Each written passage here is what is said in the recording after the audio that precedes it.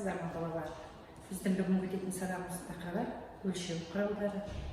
Бүгінгі сабақта сіздер өлшеу құралдары туралы түсініп аласыздар, және өлшеу құралдарының өлшем бірліктерімен танысасыздар, және өлшеу құралдарын салыстырасыздар. Балалар, мына алдарыңыздағы сурет не үшін керек сіздерге? Суретке қарайықшы, мынау не? Дұрыс айтасыздар, сызғыш. Ал мынау не? Мына суретті кездестіргендерің бар ма еліңізде? Дұрыс айтасыздар, бұл метр.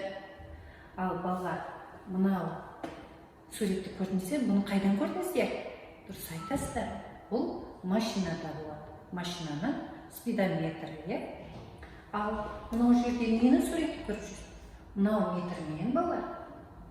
Тігін шебер киімді өлшеп жатқан бейнесін көріп тұрсыздар. Ал мына суретке назар аударыңдар. Мынау не?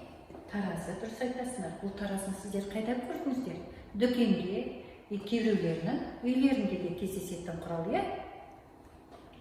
Мына сызғышты көрдіңіздер. Мына суретті қайда көрдіңіздер? Бұл термометр. Дұрыс айтасыздар.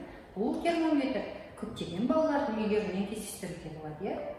Ал мынау сағат. Дұрыс айтасыздар. Сағат. Әрбір үйде сағат болады екен.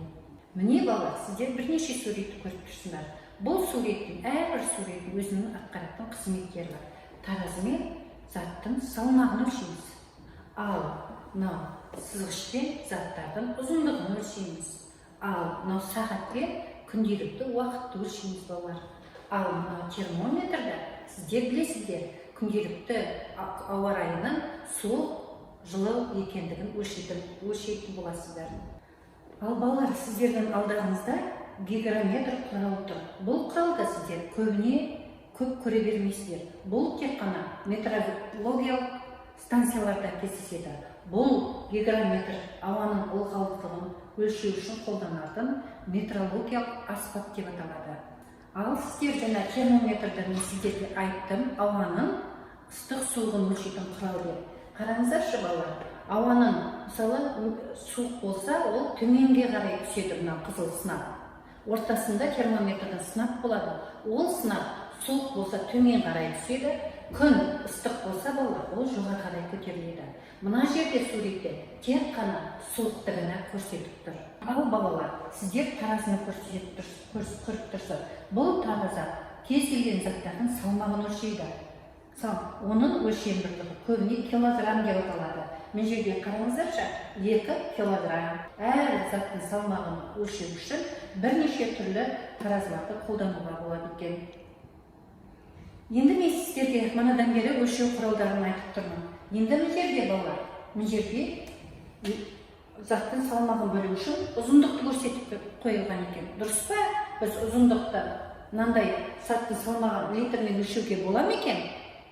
Жоқ, дұрыс айтасыңдар. Ұзындықты біз метрмен өлшейміз. Ал балалар, метрдің тұсына масса деп қойған заттың салмағын метрмен өлшейміз дейді. Ол дұрыс па екен? Жоқ, дұрыс емес. Дұрыс айтасыңдар. Заттың салмағын біз таразымен өлшейміз. Ал балалар, біз көлемді немен өлшейміз? Сіздер күнге 1 литр, 2 литр үйлеріңізде суық шырындар ішесіздер, су ішесіздер. Солардың барлығын біз мынандай литрмен өлшеп ішеді екенбіз. Сонда заттың көлемін біз литрмен өлшейміз. Мына метр ұзындық өлшетіледі. Заттың салмағын біз килограммен өлшейміз. Таразымен өлшеп, өлшем бірлігі килограмм деп аталады екен. Енді балалар, сіздерге мен түрлі заттар берілген. Қане айтыңдаршы, таразымен заттың салмағын, ұзындығын, көлемін қалай сәйкестендіруге болады екен? Дұрыс айтасыздар. Олай болса, қараңыздар балалар, міне заттың ұзындығын балалар біз сызғышпен өлшейміз. Дұрыс белгілерсіздер. Заттың көлемін балалар,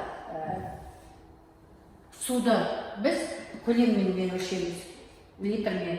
Ал заттың санаттың салмағын таразымен өлшейді екенбіз. Бүгінгі сабақта сіздер заттардың өлшеу құралдарын немен өлшейтіндерімен танысып отырсыздар. Енді осы өлшем құралдары мынандай өлшем бірліктерінен тұрады балалар. Ұзындық өлшем бірлігі миллиметр, сантиметр, дециметр, метр, километр. Ал масса өлшем бірліктері салмақ грамм, килограмм, центнер, тонна. Ал уақыт өлшем бірліктері секундтан, минуттан, сағат, тәулік, ай, жыл, ғасырдан тұрады екен. Балалар, ерте кезде жаңа мен сіздерге бірнеше сурет көрсеттім. Ол өлшеу құралдары ертеде болмаған. Адамдар өлшеу құралдарын өзінің дене мүшелері пайдаланған екен. Қараңыздар, қарыс сүйем деп, балалар, мынандай жер қарыс сүйем, балалар, бас бармақ пен ортан саусақтың аралығын қарыс сүйем деп атайды екен. Ал қарыс деген бас бармақ пен шынашақтың мөлшерін айтады екен, қарыс деп. Балалар, сынық сүйем. Бұл сынық сүйемнің көлемі 20-25 сантиметрді көрсетеді екен. Ал балалар, тұтам, кәне барлығымыз қолымызды атайық, жұмсақ, мынау тұтам болады. Бұл тұтам, міне 8-10 сантиметрді көрсетеді екен. Ертеде өлшеу құралдары болмаған кезде адамдар өзінің қолдары пайдалана отырып, ұзындық өлшемдерін жасаған екен. Сонымен бірге балалар, жалғыз ғана қолдарын ғана пайдаланбай, қашықтықты өлшеу үшін адым және аттан пайдаланған. Ол үшін олар аяқтарын пайдаланған. Адым деген адамның жүріп келе жатқандағы екі аяқтың арасын айтады. Аттан деген екі аяқты созыңқырағандағы ұзындықты аттан деп атайды екен. Сөйтіп, ертеде өлшеу құралдарының орнына аяқ қолдарын пайдалана отырып, ұзындық өлшемдерін жасаған екен. Міне балалар, жаңағы ұзындық өлшемдердің ертедегі салмақ, ұзындық өлшем, мерзім, уақыт өлшеуіштерін былай атаған екен. Мысқыл 1 граммды білдіреді екен. Қадақ 400 граммды, келі 1 килограммды, пұт деп айтқан, ол 16 килограммның салмақты білдірген. Батпан 100 килограммның көлеміндегі өлшем бірлігін айтқан екен. Ал ұзындық өлшемдері жаңа елі 1,5 сантиметрді. Тұтам сынық сүйемдер 14-15 сантиметрді. Сүйем 17-18 сантиметр болған. Қарыс 20-22 сантиметр болсын. Кез 50 сантиметр болған екен. Аршын 75 сантиметр. Ал мерзім уақыт өлшеуіштерін былай атаған екен.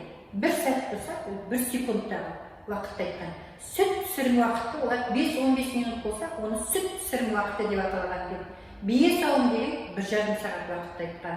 Ет пісірім деген 2,5 немесе 3 сағат уақытты, ет пісірім уақыты деп өздері белгілеген екен. Балалар, өлшеу құралдары, мөлшерленген метрологиялық қасиеттері бар, қолданбалы техникалық құралдарды атайды екен.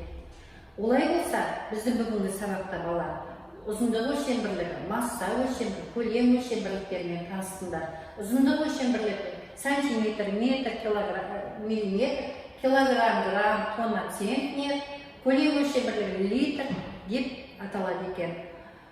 Бүгінгі сабақта балалар сіздер өлшеуіш құралдармен және ертедегі өлшеуіш құралдармен танысып отырсыздар. Сондықтан бүгінгі сабақ сіздерге түсінікті деп ойлаймын. Назар қойып тыңдағандарыңызға көп рахмет.